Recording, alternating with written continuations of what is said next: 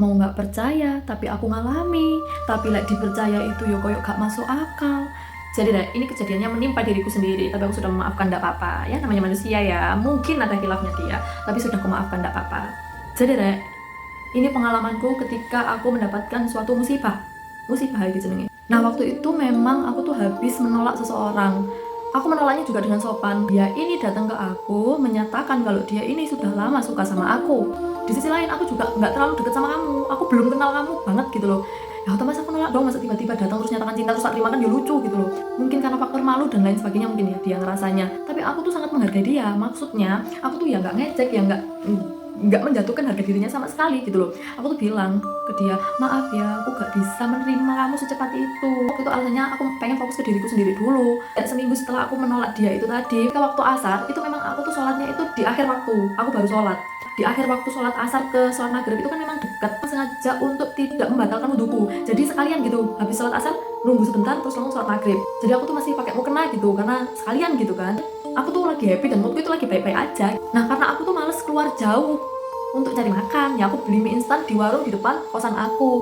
Nah di warung tuh kayak hatiku tuh gak enak banget gitu, kayak kenapa ya tiba-tiba kayak bad mood, tiba-tiba kayak aneh aja lah rasanya. Terus ketika aku balik ke kosan, masuk ke dalam kosan itu tuh, ketika aku melihat kaca rasanya tubuh ini itu merindukan sosok dia.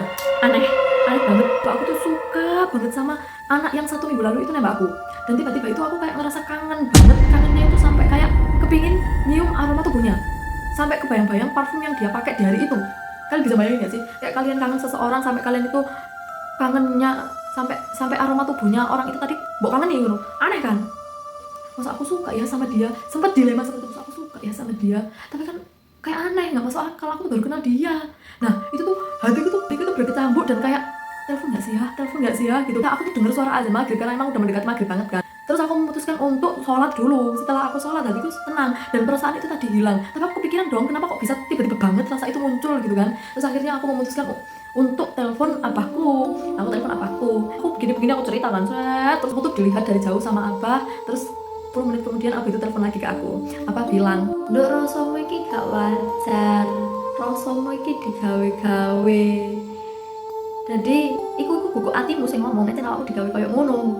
Aku seketika itu marah, emosi, diku tuh memberontak. Maksudku secara logika, kalau kamu suka sama perempuan atau sama seseorang, ya kamu usaha deketi dia, ambil hatinya gitu kan. Oh apa kayak tukang coklat setiap hari, atau deket, atau berbuat baik gitu loh, ambil hatinya, atau biasakan setiap hari bareng sampai dia itu jatuh cinta dengan sendirinya. Nggak usah lah pakai kayak gitu. Kalau sudah ketahuan begini, ya aku malah jatuhnya makin emosi lah sama dia. Tapi sebenarnya orang-orang yang seperti itu tuh kasihan, sebenarnya jiwanya kesepian nggak sih, sampai dia lari ke hal-hal yang seharusnya dia nggak lakukan. Itu kan nggak baik ya. Tapi ini juga pelajaran untuk diriku sendiri agar bisa tetap dan selalu memperkuat hubunganku dengan Tuhanku gitu. Thank you, see you next video.